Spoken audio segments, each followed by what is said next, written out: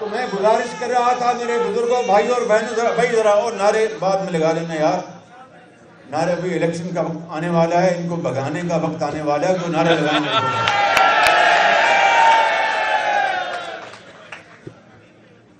تو میں یہ بات کر رہا تھا کہ میاں نواز شریف کو دن رات نیند نہیں آتی تھی، مجھ سمیت، کہ بھئی قوم سے یہ وعدہ کر رکھا ہے۔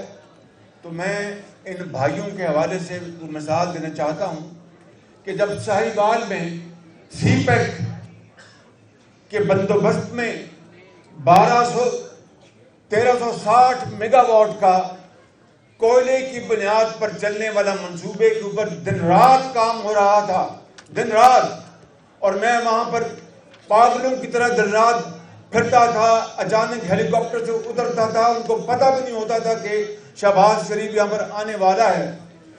دن رات کام ہو رہا تھا، مشینری چین سے آ رہی تھی، تفصیل میں نہیں جانا چاہتا، وہاں پر ریلوے سائڈنگ چاہیے تھی، اس کے بغیر کوئلہ وہاں پر اتر نہیں سکتا تھا، اور وہ ایک بہت بڑا ایک چیلنج تھا۔ خواجہ سعد رفیق صاحب ریلوے کے منسٹر تھے، میری عادت کو یہ اچھی طرح جانتے ہیں، ان کی عادت کو میں اچھی طرح جانتا ہوں، تو ان کو میں نے گزارش کی کہ جناب یہ چاہیے ہمیں ریلوے کی سائڈنگ۔ تو یہ ماشاءاللہ بہت ذہین اور فتین آدمی ہیں، ان کا جناب میاں صاحب بالکل ٹھیک ہے، مگر پیسے ڈھیلے کرو نا، پیسے ریلوے کو پیسے چاہیے۔ میں نے کہا خواجہ صاحب پیسے تو آپ نے لگانے ہیں، کہنے نہیں یہ تو آپ لگائیں گے اپنا، یہ ہمارا کام نہیں ہے۔ بہرحال پیسوں کا سارا کو بات ہو گئی، مگر اس میں بہت وقت چاہیے تھا، بڑی محنت چاہیے تھی، اور اس کے بغیر ہر چیز مکمل ہو جاتی، او بھائی ہر چیز مکمل ہو جاتی، اگر وہ ریلوے سائڈنگ کوئلہ اتارنے کے لیے نہ بنتی تو وہ بجلی پیدا نہیں ہو سکتی تھی۔ میں آپ کو بتانا چاہتا ہوں کہ خواجہ صاحب ان کی ٹیم نے دن رات کام کیا، اور الحمدللہ ریکارڈ پیریڈ میں وہ ریلوے سائڈنگ مکمل کی، اور دنیا کی پاکستان میں نہیں، دنیا کی تاریخ میں یہ چین کا یہ منصوبہ اتنی کم مدت میں دنیا کے کسی کونے میں مکمل نہیں ہوا جو ساہیوال میں نواز شریف کی قیادت میں الحمدللہ ان کی ٹیم نے مکمل کر کے دیا۔ اور اگر خواجہ سلمان رفیق کی بات کی جائے تو وہ تو فقیر منش آدمی ہے، بالکل نہ ٹیلی ویژن سے غرض، نہ فوٹو سے غرض، نہ کسی اور چیز سے غرض، دن رات یہ شخص دکھی انسانیت کے غم میں تڑپتا ہے اور دن رات ان کے لیے کام کرتا ہے۔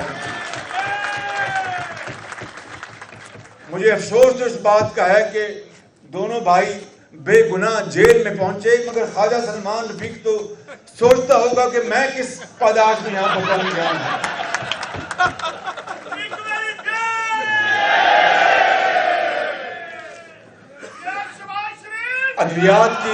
ادویات او بھائی ذرا مہربانی، ادویات کی ترسیل ہو، مفت ادویات کی بات ہو، سی ٹی سکینز ہوں، اور غریبوں اور یتیموں کے لیے مفت علاج ہو، اور پورے پنجاب میں اگر یہ کہا جائے کہ ہسپتالوں کو ہم نے بالکل دوبارہ نیا نکورہ بنایا اور بڑے بڑے شاندار یہاں پر ادارے قائم کیے، پی کے ایل آئی، جس کو میں کہتا ہوں کہ یہ جان ہاپکنز آف پاکستان تھا، اور عمران نیازی اور ان کی حکومت نے اس کا جنازہ نکال دیا ہے۔ جہاں پر اگر آپ وہاں پر پی کے ایل آئی میں کتنے لوگ آپ میں سے گئے ہیں وہاں پہ، تو آپ نے دیکھا ہوگا کہ اس سے شاندار ہسپتال پاکستان میں کہیں نہیں ہے۔ میں صحیح کہہ رہا ہوں یہ غلط؟ میں زور سے بول رہا ہوں، صحیح کہہ رہا ہوں یہ غلط؟ اور وہاں پر دنیا بھر سے پاکستانی بہترین ڈاکٹرز لے کے آئے، بہترین مشینیں لے کے آئے، لیکن عمران نیازی کو اس بات سے غرض نہیں تھی کہ وہاں پر دکھی انسانیت کا علاج ہوگا تو لوگ ہاتھ اٹھا کے دعائیں دیں گے، اس کو اس بات سے غرض تھی کہ یہ تو مسلم لیگ نون نے بنایا ہے، یہ نواز شریف کی حکومت نے بنایا ہے، اس کا बेड़ा गर्क कर दो, मरीजों की इसको कोई परवाह नहीं थी। ये है वो अजीम सानिया जो 2018 में वाक़या हुआ। और मैं इस बात को खुले आम तस्लीम करता हूँ कि बेशुमार लोगों ने इमरान खान नियाज़ी को वोट दिया कि शायद तब्दीली से पाकिस्तान बदलेगा।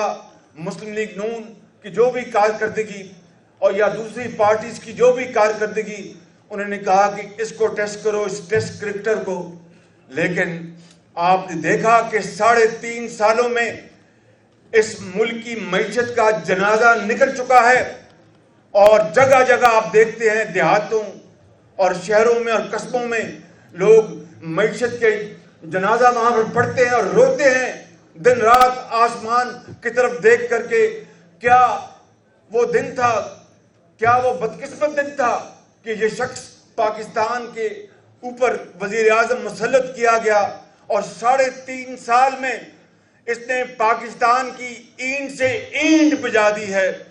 मईशत की बात करें तो आज लोग एक वक्त की रोटी को तरसते हैं। और महंगाई की बात करें तो एक माँ अपने बच्चे के लिए दूध नहीं खरीद सकती। और बेरोजगारी की बात करें तो लाखों लोग बेरोजगार हो चुके। और छत की बात करें तो 50 लाख घर तो बड़ी दूर की बात है, एक कमरे की ईंट तक नहीं रखी। मेरे बुजुर्गों, भाई और बहनों, अपने दिल पर हाथ रख कर कहो कि नवाज शरीफ के दौर में महंगाई थी या चीजें सस्ती थी? भाई जोर से बताओ मुझे। नवाज शरीफ के दौर में आपका दुकान चलती थी, आपको अस्पतालों में दवाइयां मिलती थी, मुफ्त इलाज मिलता था, लैपटॉप मिलते थे। और मुझे ये बताओ कि जो शख्स ये कहता थकता नहीं था कि ये लाहौर का जंगला बस, इसके ऊपर 30 अरब नहीं 70 अरब रुपए लग गए हैं, और वहां पर कंटेनर पर खड़े होकर कहा कि अगर मुझे नवाज शरीफ वफाकी हुकूमत ने पेशावर में मेट्रो बस का मंसूबा मुफ्त भी दिया तो मैं इनकार कर दूंगा कि मुझे यूनिवर्सिटियां और मुझे अस्पताल बनाने हैं। ना वहाँ पर अस्पताल बनाया, ना वहाँ पर यूनिवर्सिटी बनाई। और जब वहाँ पर पेशावर की BRT चली तो फिर वो चलती थी, रुकती थी, बस चलती थी, आग लगती थी, बस चलती थी, आग लगती थी। और आज तक वो उसको मुकम्मल नहीं कर सके।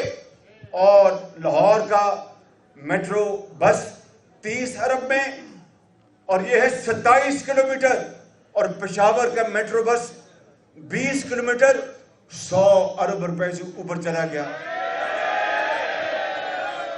और फिर आप देखें ये आपकी ऑरेंज लाइन, और देखिए ऑरेंज लाइन आपने, और देखिए कि कहते हैं जनाब के पोल्यूशन, इसकी जितनी मुखालफत की गई ऑरेंज लाइन की, PTI इसके पीछे थी। सारा ये ऑरेंज लाइन को डिले करने का जितना भी ये एक इंतहाई घिनौना प्रोग्राम जो बना, वो PTI इमरान खान की सरबराही में बना। लाहौर हाई कोर्ट में ये केस 1 साल चला और 300 सफ़े का फैसला आया, और उसमें एक धेले की करप्शन वहां पर साबित नहीं की गई। फिर सुप्रीम कोर्ट में गए, और सुप्रीम कोर्ट में इनके अपने PTI के जो अल्लामा इकबाल मरहूम के जो साहबजादे हैं वो पिटिशनर बन गए, ताकि इनको डर ये था कि अगर ऑरेंज लाइन नवाज शरीफ के दौर में चल गई तो फिर 2018 का इलेक्शन फिर उनका धरा का धरा रह जाएगा।